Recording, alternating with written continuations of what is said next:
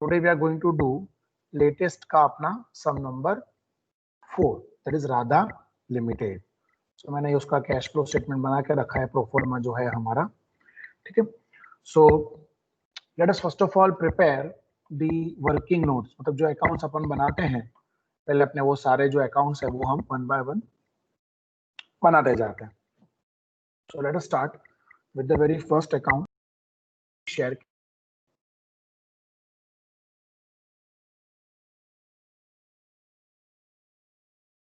Debit side है, credit side, बोलो by opening,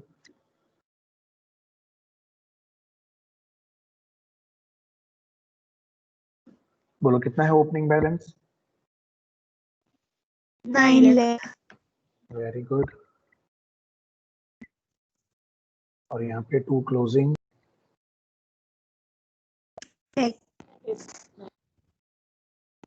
15 lakh, ठीक है। चलो after equity share capital the next is general reserve.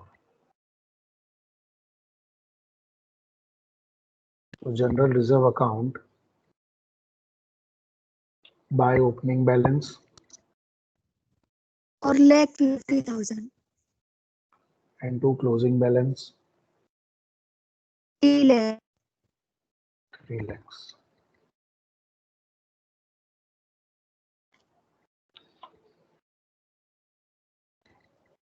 चलिए after general reserve the next is profit and loss account, that will keep at the last, ठीक है, उसको हम लास्ट में रखेंगे। फिर 9% डिबेंचर्स, अगर आप भूल जाते हो तो आप इधर बना सकते हो, बनाना चाहो तो। So by opening balance 3 lakh। and to closing balance 4,20,000।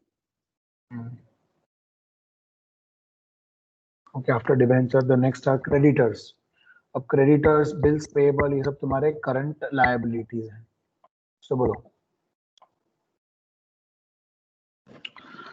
creditors, बोलो बड़े हैं कि घटे हैं?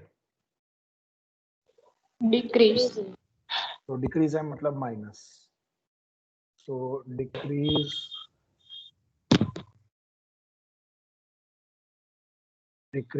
इन क्रेडिटर्स, बोलो कितना डिक्रीज हुआ है? 60,000। So minus 60,000। फिर bills payable, increase. so increase in bills payable 80,000। outstanding expense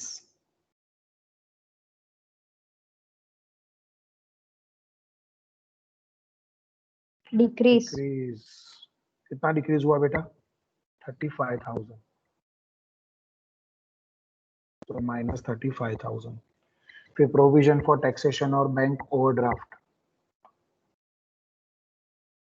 तो प्रोविजन फॉर टैक्सेशन का हमें अकाउंट बनाना पड़ेगा, ठीक है, क्योंकि उसके रिलेटेड एडजस्टमेंट्स हैं। So provision for taxation account, बोलो उसका ओपनिंग बैलेंस 1 लाख है, और closing balance 2,40,000। Done. Bank overdraft, अब बेटा bank overdraft will be considered as opening balance, ध्यान देना, क्योंकि देखो आपको एसेट साइड में कैश बैलेंस क्लोजिंग दिया हुआ है, तो यहाँ पे ओपनिंग बैलेंस बैंक ओवरड्राफ्ट है, इसका मतलब हम लोग यहाँ बताएंगे माइनस 1,60,000 मेरा ओपनिंग बैलेंस है, ये ध्यान रखना, ठीक है। माइनस 1,05,000 मेरा ओपनिंग बैलेंस है, और क्लोजिंग बैलेंस वो तो हमें बाद में हम देख लेते हैं क्या है हमारा, ठीक है। ओपनिंग बैलेंस यहाँ पे नेगेटिव है, it is bank overdraft, okay. So please everybody concentrate clearly. ऐसा एग्जाम आगे भी आया था जिसमें आपको एक साइड बैंक ओवरड्राफ्ट दिया था, एक साइड कैश बैलेंस दिया था, ठीक है। चलिए अब हम लेते हैं एसेट साइड्स, बोलो सबसे पहले कौन है? पेटेंट्स,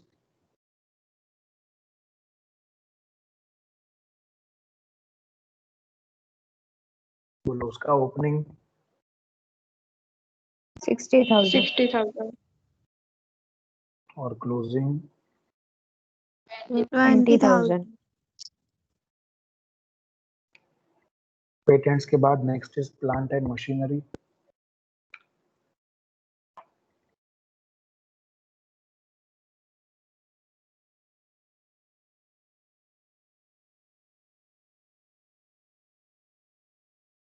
बोलो उसका opening balance 10,50,000. 10,50,000.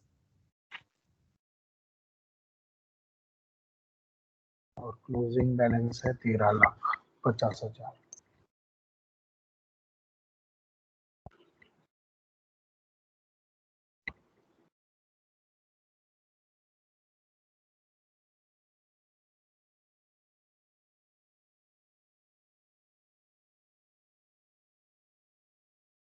Okay, after plant and machinery, the next account is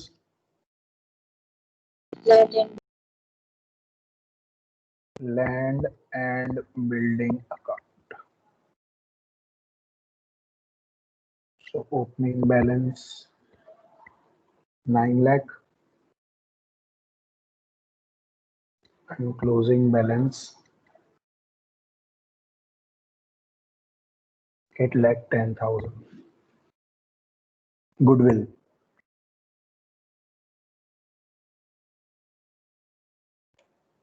Opening balance 2,40,000.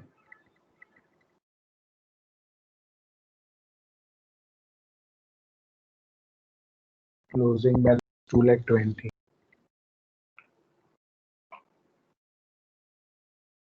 उसके बाद इन्वेस्टमेंट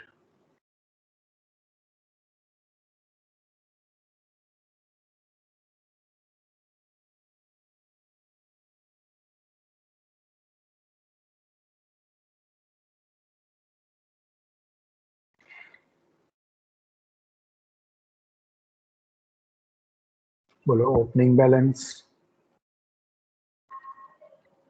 2,40,000.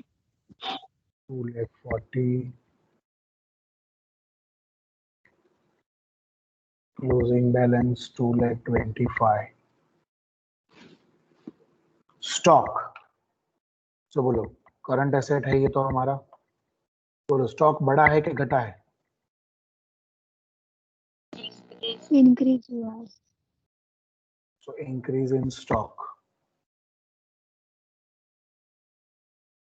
बोलो कितना इंक्रीज हुआ है. 1,20,000.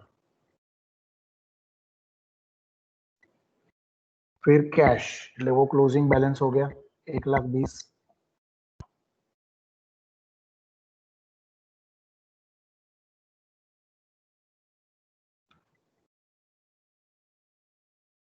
बराबर है. इसका मतलब ये कितना आना चाहिए. A plus b plus c. A plus b plus c कितना आना चाहिए बोलो.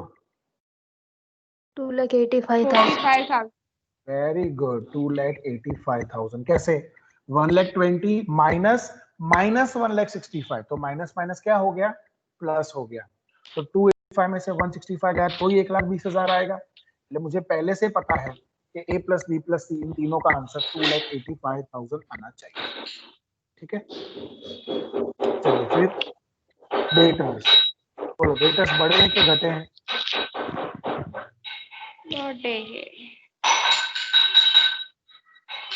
तो there is increase in debtors. बोलो इंक्रीज इन डेटर्स है. तो बोलो इंक्रीज इन डेटर्स प्लस होंगे या minus. Minus. So increase in debtors, it is minus 80,000.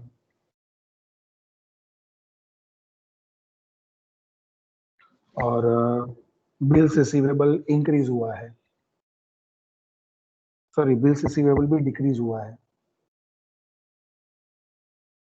तो decrease in bills receivable 20,000.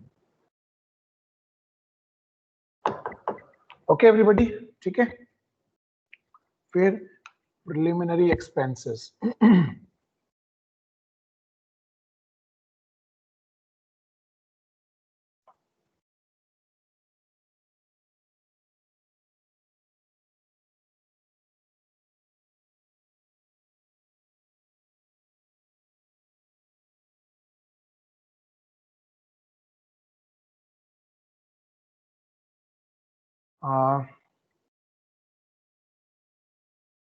preliminary expense.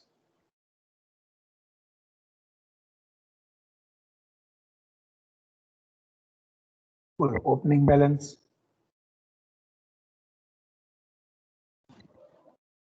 54 and closing balance 36.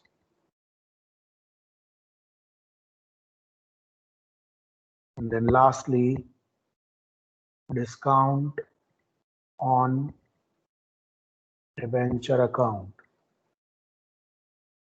Opening nil and closing balance 3000. Whatever. And lastly, not to forget our profit and loss account. Okay. So our last account is profit and loss adjustment account.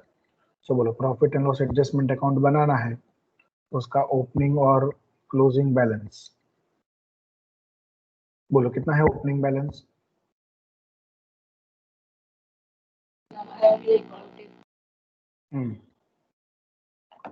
Opening closing लिखने से पहले ये lines अपने से extend कर लें थोड़ी.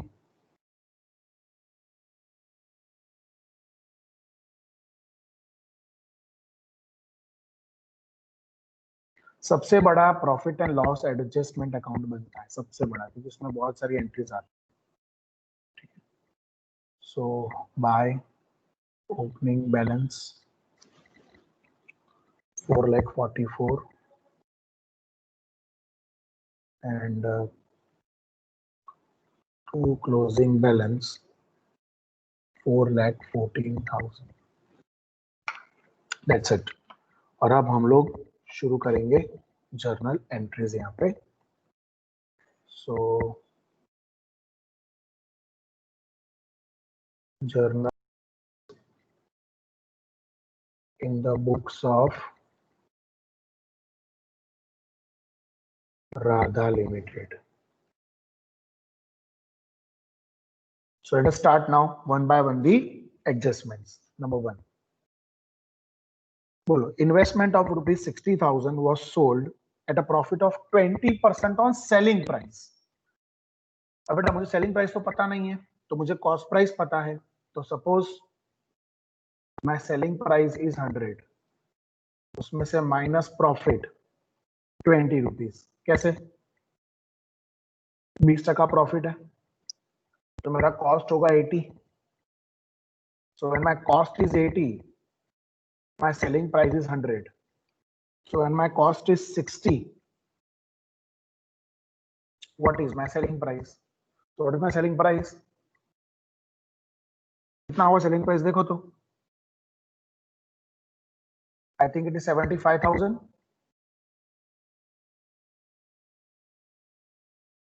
ठीक है. कॉस्ट प्राइस है तुम्हारी 60,000 की. इसका मतलब तुम्हारा जो प्रॉफिट है वो 15,000 हुआ. ठीक है.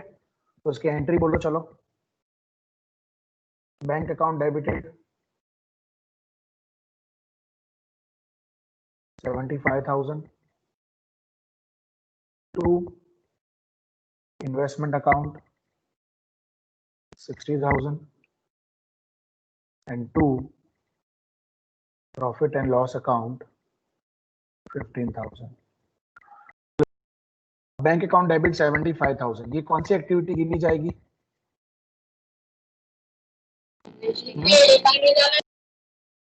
हाँ कौन सी एक्टिविटी गिनी जाएगी. ये इन्वेस्टिंग एक्टिविटी ऑब्वियसली.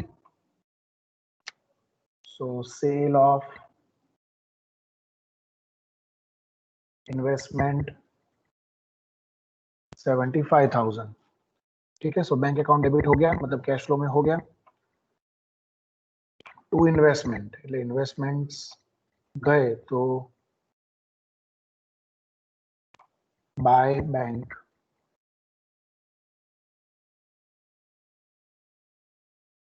$60,000 बराबर।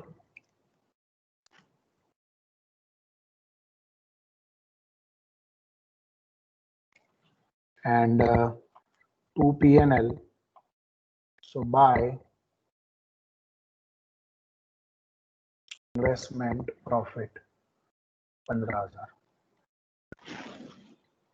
सही है, ओके। अब हम आगे बढ़ेंगे।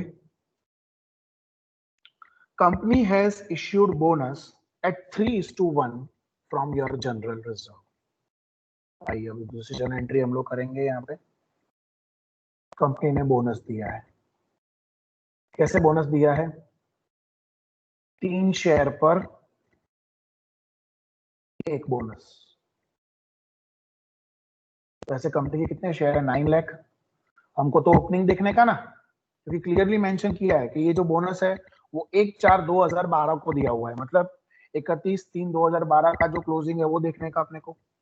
तो तुम्हारा बोनस का कितना अमाउंट हुआ? 3 लाख रुपीज। 3 लाख। और ये हमने निकाला है जनरल रिजर्व में से। This we have taken out from your general reserve. So इसकी एंट्री होगी general reserve account debited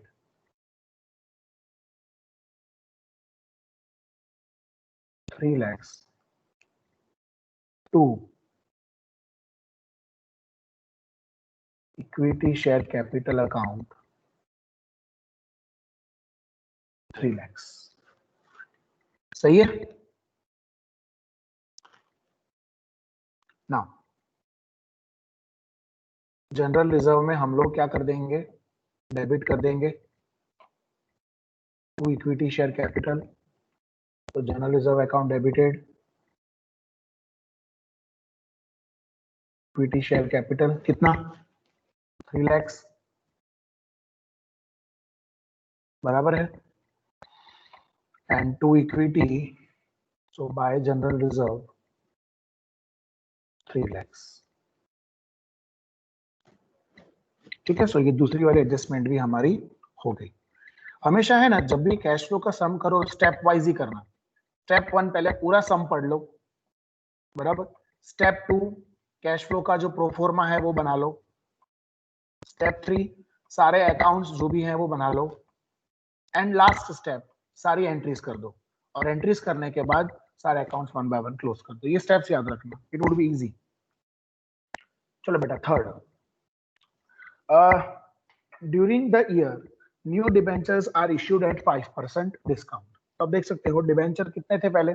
3 lakh के, अभी है 1,20,000 के। तो हमने 1,20,000 के डिबेंचर इश्यू किए at 5% discount. So bank account debit debenture discount account debit to 9% debenture. अब बेटा यहाँ पे सब लोग ध्यान देना, डिबेंचर मैंने इश्यू किए 1,20,000 के, वो तो कंफर्म है। और 1,20,000 कहां से आया? तो तुम्हारा ओपनिंग डिबेंचर 3 लाख है, क्लोजिंग 4,20,000 है, तो ऑब्वियसली मैंने 1,20,000 इश्यू किए होंगे। ओके, ये मैंने इश्यू किए एट 5% डिस्काउंट, तो तुम्हारा डिबेंचर डिस्काउंट होगा 6,000। कैसे आया ये 6,000? 1,20,000 का 5%, तो बाकी के जो मेरे को होंगे 1 लाख और कितने 14,000, ये मुझे कितने रुपए मिले होंगे। तो ये बैंक अकाउंट डेबिट, मतलब ये तुम्हारी जाएगी कौन सी एक्टिविटी?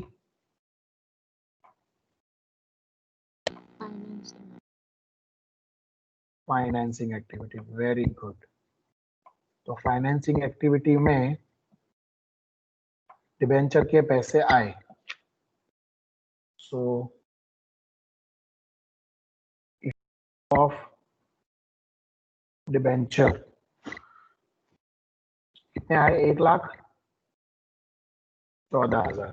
ठीक है, फिर डिबेंचर डिस्काउंट अकाउंट डेबिटेड, तो डिबेंचर डिस्काउंट में डेबिट साइड पे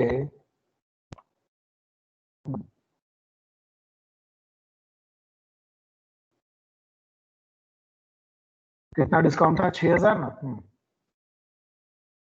6,000 rupees and 2 debentures. So debenture के क्रेडिट साइड पे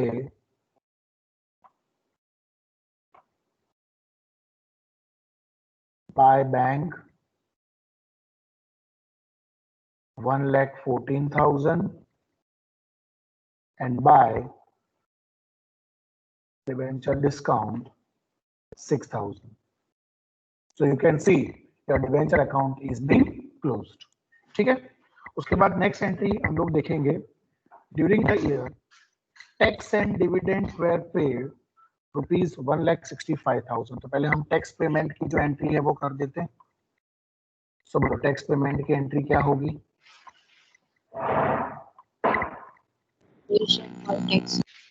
very good, very good, provision for tax, क्योंकि यहाँ पे प्रोविजन फॉर टैक्स का अकाउंट हमने बनाया हुआ है। तो provision for tax account will be debited by rupees 1,65,000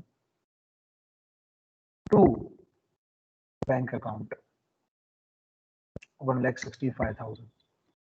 okay, साथ में डिविडेंड भी पे कर दिए, तो उसकी भी एंट्री हम लोग कर देते हैं। अब डिविडेंड की एंट्री करने में जिसका ध्यान रखना, प्रपोज डिविडेंड बैलेंस शीट में नहीं दिया तो इसका मतलब वो पीएनएल में से जाएगा।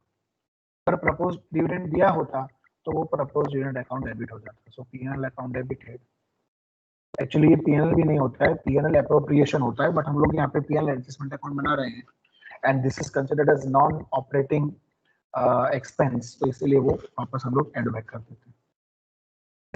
सो पीएनएल अकाउंट डेबिटेड 1 लाख, कितना है? 62,000, 1,62,000। सो ये दोनों की एंट्री अपन कर देते हैं। सो प्रोविजन फॉर टैक्स पहले, सो प्रोविजन फॉर टैक्स में provision for tax account debited to bank.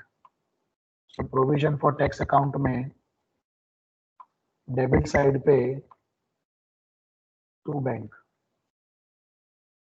बोलो कितना है? 1,65,000। और यही 1,65,000 मैं लिखने वाला हूं मेरे कैश फ्लो में ऑपरेटिंग एक्टिविटीज में से माइनस। So minus 1,65,000। ठीक है, फिर dividend. So PNL account debited to bank. So पहले मैं यहाँ पे लिख ही देता हूँ, पेमेंट ऑफ डिविडेंड हमारी फाइनेंसिंग एक्टिविटी है, तो पेमेंट ऑफ डिविडेंड माइनस 1,62,000, बराबर ना? जो डिविडेंड हमने पे किया वो हमारी कौन सी एक्टिविटी में गिनी जाएगी? फाइनेंसिंग एक्टिविटी में। और पीएनएल में डेबिट साइड पे, on the debit side of PNL to bank bracket में डिविडेंड 1,62,000। ठीक है, सो हमारी चौथी एडजस्टमेंट भी यहाँ पे खत्म होती है। सबकी दो इफेक्ट देके ही आगे बढ़ने का, वरना प्रॉब्लम हो जाएगी, टैली नहीं होगा। चलिए अब हम जा रहे हैं पांचवी एंट्री पे। बोलो पांचवी एंट्री में क्या है? During the year machine worth rupees 1,50,000 has been sold out at loss 20%। तो बहुत सिंपल, लॉस में बेचा है। So bank account debited, profit and loss account will be debited because loss है। What goes out? Machine. So to machine account. Well, machine goes out worth rupees 1,50,000 at a loss of 20%. तो loss कितना हुआ बोलो? 30,000 का loss हुआ। कैसे? 1.5 लाख का 20% आप देख सकते हो, बराबर। सो मशीनरी का कितना पैसा हमें मिला होगा? 1,20,000। चलिए इसकी एंट्री कर देते हैं। ये कौन सी एक्टिविटी में जाएगा? Sale of machine.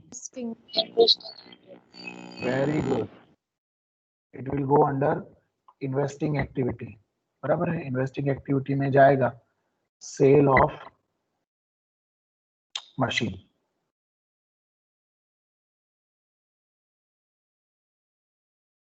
1,20,000।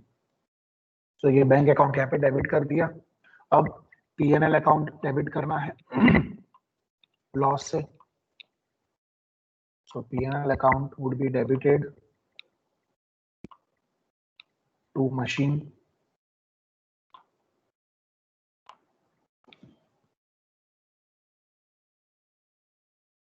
loss 30,000 और मशीन अकाउंट क्रेडिट करना है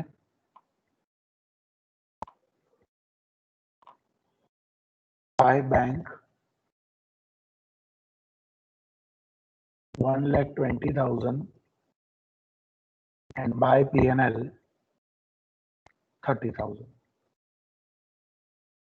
So इस तरह से जो मशीन है वो 1.5 लाख की हमारी बिक गई। Okay, during the year depreciation return of on plant 1,05,000 and land building 90। अब बेटा यहाँ पे प्रोविजन फॉर डेप्रिसिएशन अकाउंट नहीं है। इसका मतलब ये हुआ कि जो भी डेप्रिसिएशन होगा वो तुम्हारे प्रॉफिट एंड लॉस में डेबिट होगा, तो उसकी एंट्री होगी profit and loss account debited to the respective asset plant and machine and to land and building. So to plant and machine है तुम्हारा 1,05,000 और 90,000। सो P&L डेबिट होगा 1,95,000। सो P&L में डेबिट साइड पे 1,95,000। अलग अलग लिखना तो अलग अलग भी लिख सकते हो। To plant and machine depreciation 1,05,000 to land and building depreciation 90 और दोनों रिस्पेक्टिव एसेट में हम लोग क्रेडिट कर देंगे उतना ही अमाउंट।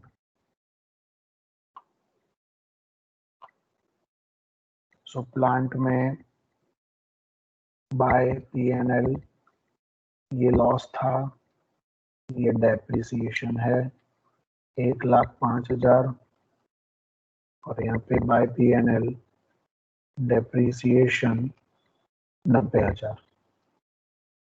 तो बोलो सबकी दो इफेक्ट हो गई, फिनिश हो गया सब कुछ।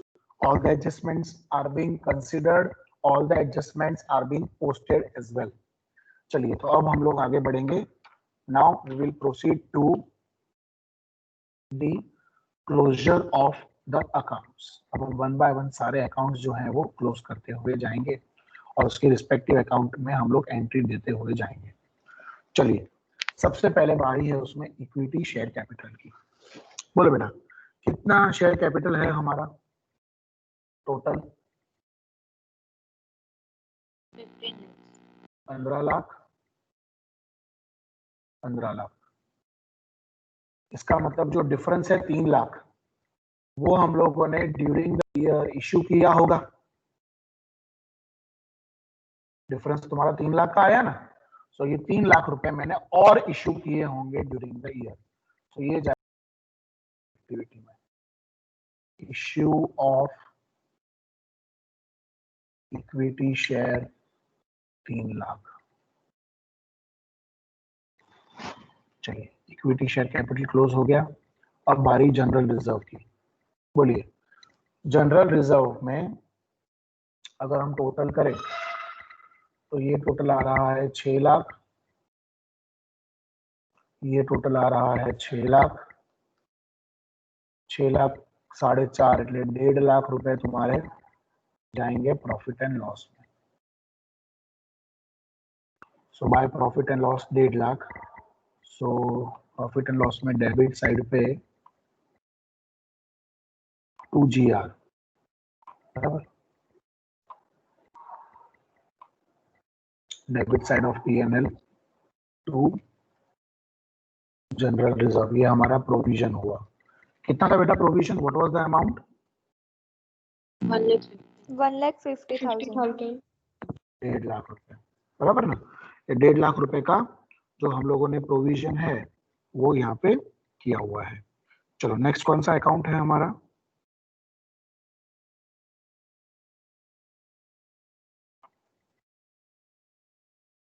After general reserve my next account is yes debenture. I think debenture account तो क्लोज हो गया। डिबेंचर में तो कछु है नहीं।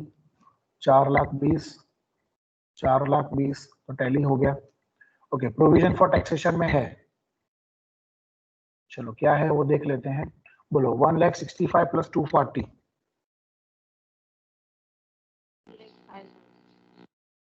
3,05,000 3,05,000। तो ये मेरा ड्यूरिंग द ईयर का प्रोविजन हुआ। बोलो कितना है? 3,05,000 माइनस 1,80,000 2,25,000 2,25,000 है ना? yes sir एक मिनट, ये नहीं, ये टोटल मैंने गलत लिखा है। 4,05,000. This is 4,05,000, this is 4,05,000। तो ये हो जाएगा 3,25,000 हो जाएगा मेरे ख्याल से ना। नहीं सर वो बराबर है। 25 वो सही लिखा है मैंने। सो पीएनएल में डेबिट साइड पे to provision for taxation,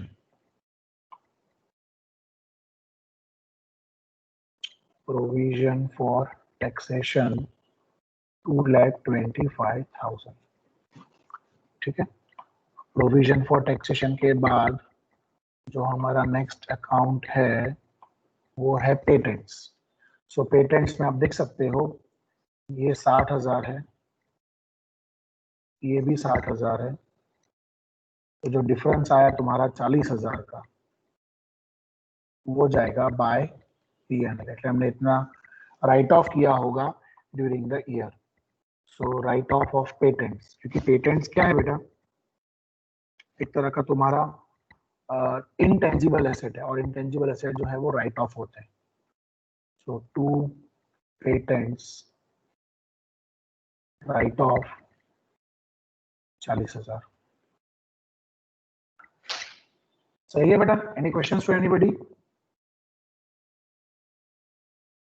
okay, चलिए अब हम आगे बढ़ते हैं।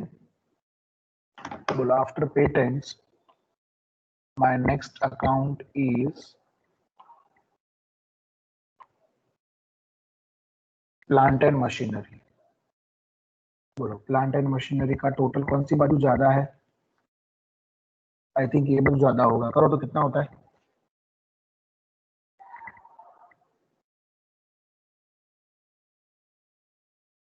16,05,000 16,05,000 पक्का ना? ओके, 16,05,000। 16,05,000 जो डिफरेंस है वो तुमने परचेज किया है, इसका मतलब ये हुआ। सो टू बैंक। बोलो 16,05,000 माइनस 10,50,000 5,55,000 5,55,000। सो ये मेरा परचेज है। So purchase of plant. अब परचेज ऑफ प्लांट यानी कौन सी एक्टिविटी हुई हमारी? वो Investing. Very good, investing activity हुई। परचेज ऑफ प्लांट माइनस 5,55,000, क्योंकि परचेज इसलिए पैसा जाएगा। चलो after plant and machinery my next account is land and building. I think वो टैली हो जाता है, कुछ बचता नहीं है इसमें। 9 lakh 9 lakh. So there is no difference. Okay, goodwill 240 on both the sides। 240 240। बोलो 240 माइनस 220 એટલે 20,000 रुपए हम लोगों ने during the year write off किए होंगे, because goodwill is an intangible asset. ठीक है, so by PNL to goodwill write off 20,000. Okay, चलो गुडविल के बाद नेक्स्ट है इन्वेस्टमेंट. बोलो इन्वेस्टमेंट यहाँ पे है 2,85,000 बराबर, और यहाँ पे भी आएगा 2,00,000. सो डिफरेंस आया टू बैंक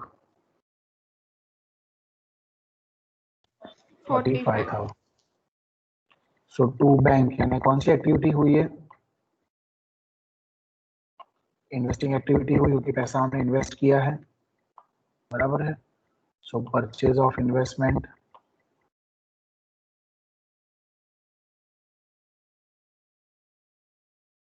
माइनस 45,000. करेक्ट. चलिए इन्वेस्टमेंट परचेज हो गया. अब हमारा जाएंगे हमारे नेक्स्ट अकाउंट पे. So our next account is investment हो गया. हाँ, अब बारी प्रिलिमिनरी एक्सपेंस की. सो ये तुम्हारा हो गया 54,000. 54,000. सो बाय प्रॉफिट एंड लॉस बोलो 54 माइनस 36 18,000. 18,000. 18,000 जो है वो मैंने राइट ऑफ कर दिया है. सो बाय P&L એટલે 2 प्रिलिमिनरी एक्सपेंस 18,000 बराबर, ये मैं राइट ऑफ किया है प्रिलिमिनरी एक्सपेंस को. And last discount on debenture, इसमें बेटा आप लोग देख सकते हो टोटल है तुम्हारा 6,000 का. ये भी टोटल है तुम्हारा 6,000 का. सो डिफरेंस हो गया तुम्हारा 3,000 by profit and loss. So to discount on debenture return of.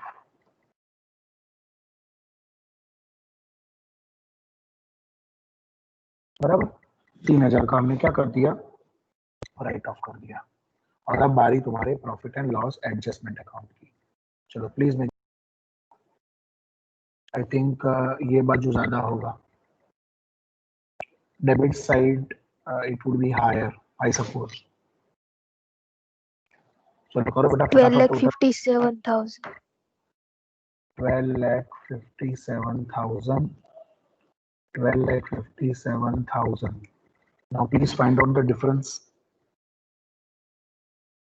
7,98,000. So 7,98,000 जो आया, that is your by profit from operating activity. ठीक है.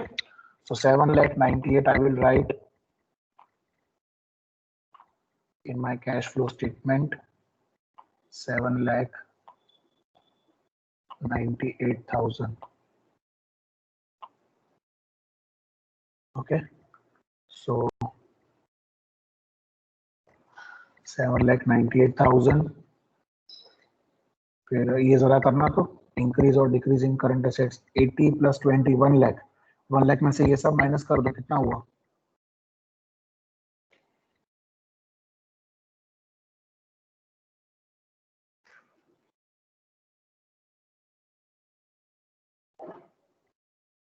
चलो फास्ट क्विक.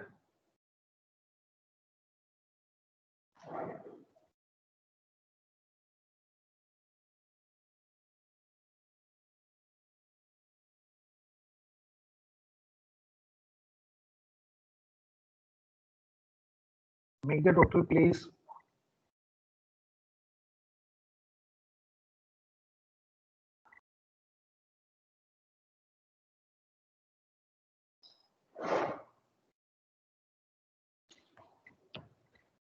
$80,000 प्लस 20 એટલે 1 लाख. उसमें से minus 60 minus 35 minus 1,20,000 minus 80 and minus 1,65,000. So it is minus 3,60,000. उसको 7,98,000 में प्लस कर दो 4,38,000. की जरूरत है, अब मैं कर लूंगा अपने आप. I was asking since so long, आप लोग जवाब ही नहीं दे रहे. Okay, total of B.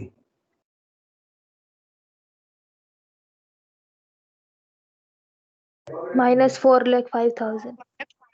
चलो 75,000 प्लस 1,20,000 माइनस 5,55,000 माइनस 45,000 4,05,000 माइनस. बराबर है. तो ये नेगेटिव 4,05,000 आया. और अब टोटल ऑफ सी. चलो टोटल ऑफ सी करेंगे. 1,14,000 minus 1,62,000 plus 3 lakhs. So the answer is, I think, 2,52,000. That is your cash flow from financing activity. 2,52,000. Sorry. 2,52,000. और अब A plus B plus C करो तो देखो 2,52,000 माइनस 4,05,000 और ऊपर